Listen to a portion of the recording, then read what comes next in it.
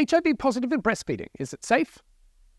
That's what we're talking about today on this episode of Plus Talk, where we turn positive into a plus. My guests joining me are Dr. Gina Brown. She is an obstetrician and gynecologist and part of the HIV prevention team at Gilead Sciences.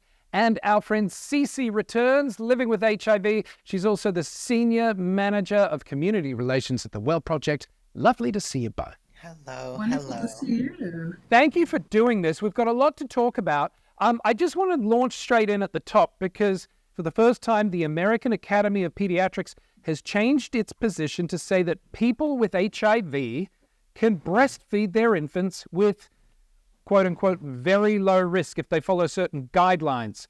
CiCi, what is your reaction to this as a HIV positive person and a mother? Oh, this is so exciting to have pediatricians to be able to co-sign and support, freely parents' decision to breast or chest feed. This is so exciting. That was one of my first fears when I got diagnosed, was that the pediatrician would be the one who would have an issue with me breastfeeding. So to see that guidelines have been updated, we just continue to build out provider tools to be able to support parents who wish to breastfeed.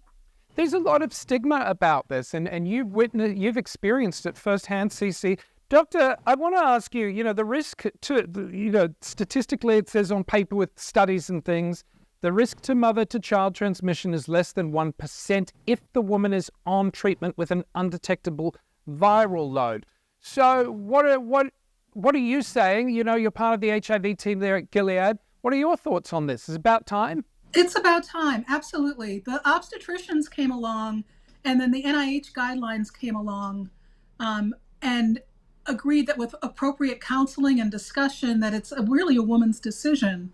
And so I think that the pediatricians have come along and seem to be on board. It's wonderful so that the clinicians caring for women and their children in and around pregnancy and delivery are on the same page.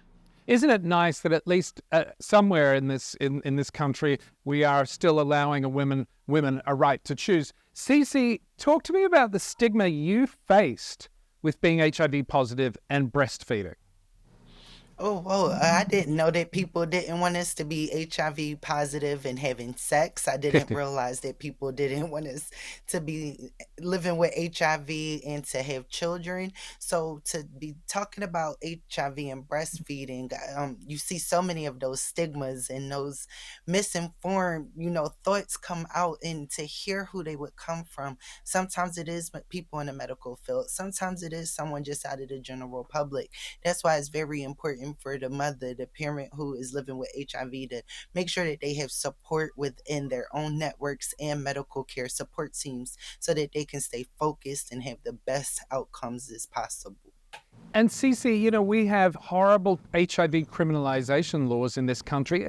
Do you know if there are potential criminal or legal ramifications for an HIV positive mother in breastfeeding up until this point because of guidelines? Yes, I know that in 2021, when I breastfed my daughter, that I was threatened with child protective services to be called, although I already had a 10-year-old at the time, but just expressing the fact that I wanted to breastfeed is what introduced child protective services into the conversation.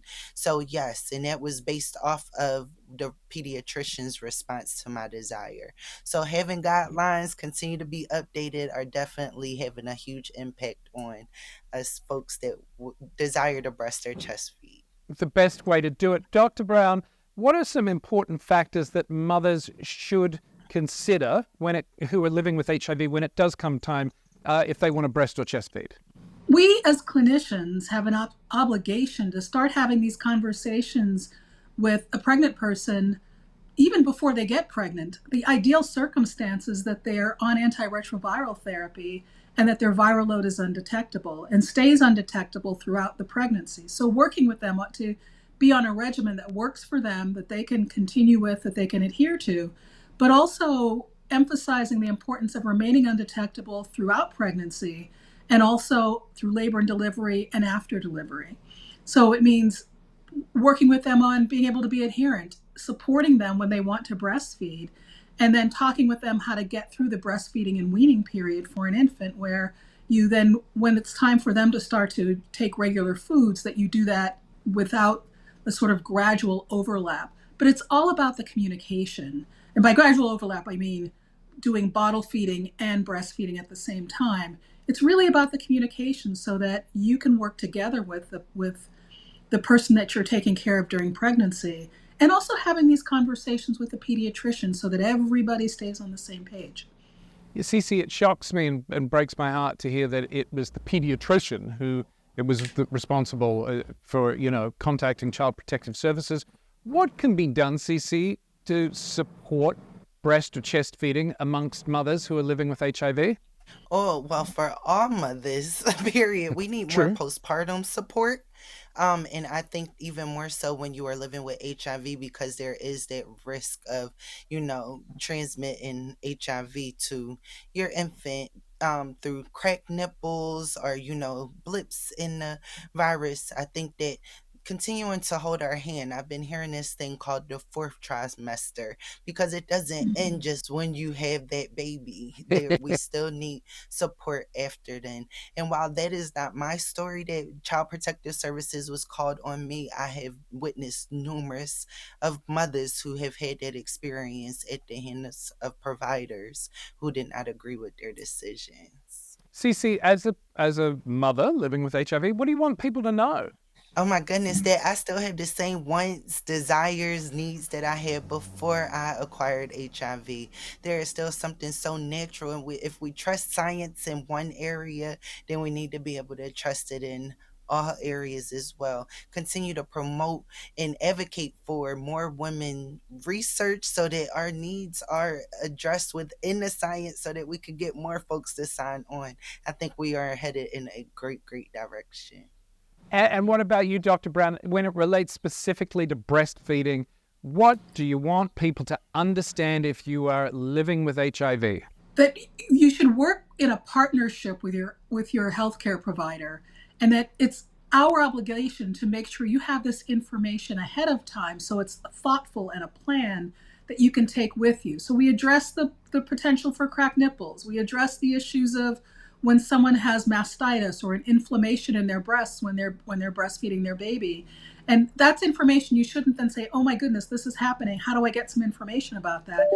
We should be educating all the way along the way throughout the woman's both pregnancy, labor, delivery, but also before she ever gets pregnant. So she understands what's available, what the opportunities are, and how she can have a normal pregnant and fourth trimester with her infant. And that fourth trimester lasts for about, 50 or 60 years, depending on how long us children live. Well, Dr. Brown and CiCi, thank you so much for your time. It's nice that we're finishing on a positive note, talking about a woman's choice, especially when it comes to breastfeeding. It's been a really, really good conversation. If you want more information, go to our website, pluslifemedia.com. And remember, you can like, follow, share. We are on social media @pluslifemedia. Until next time, be nice to one another. Bye-bye.